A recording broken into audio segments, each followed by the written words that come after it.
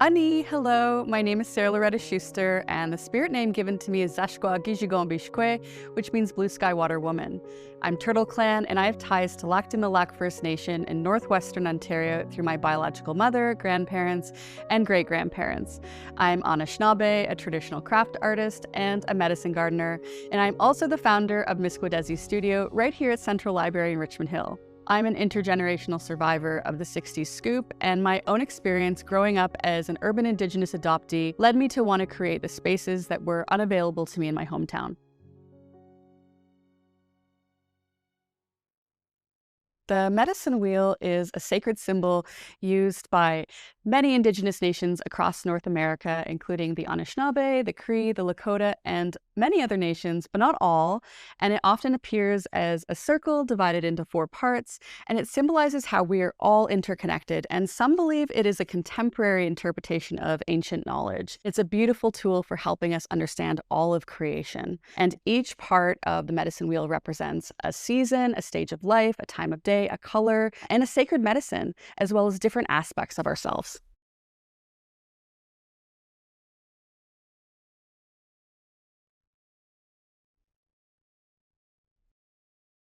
Today, we will be starting with traditional tobacco, also known as asemaa in Anishinaabemowin.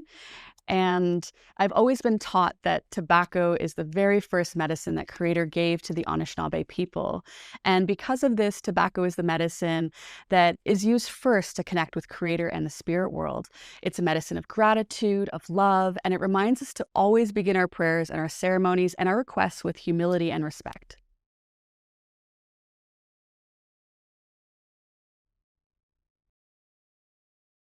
In my teachings, tobacco sits at the eastern doorway or the eastern direction of the medicine wheel.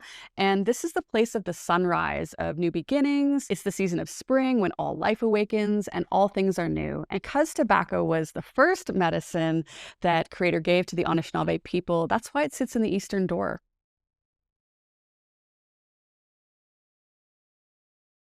So I was taught that one way to make a tobacco tie is with a red square of cotton cloth. And we use cotton because it breaks down naturally and it burns cleanly in a sacred fire. And we generally use red because it is a sacred color. It is the color of blood, and blood is the life force in all people. You may see other colors used in ties, and that's okay.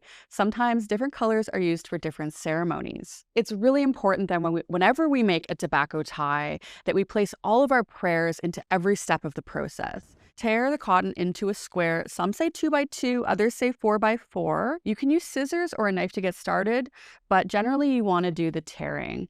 And I also tear a strip for the cotton string.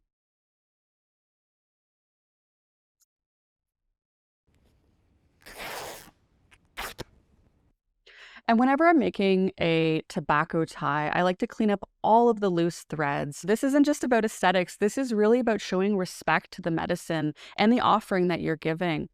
Next, I'm going to make the little thread.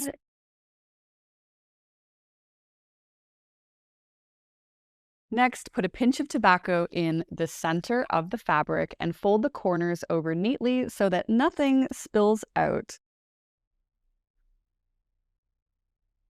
And generally, whenever we're working with tobacco, we want to pick it up with our right hand and hold it in our left because our left is closest to our heart. And different elders may have their own way of doing this, but this is how I do it.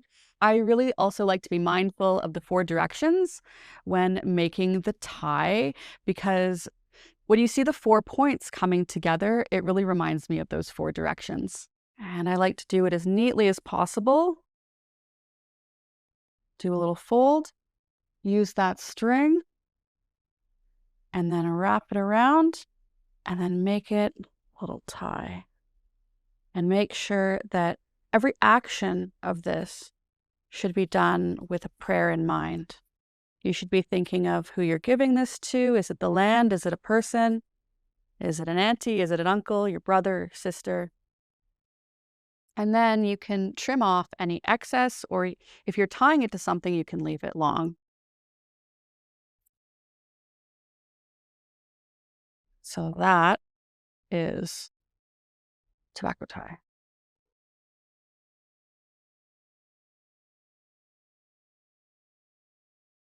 Whenever I talk about tobacco, most people are unfamiliar with Indigenous ways of knowing and are a bit taken back at first because they only know about the commercial version that's sold in packs made with chemicals and designed to keep you addicted and very sick. This is not what tobacco, our asemaa, is supposed to be or how it's supposed to be used.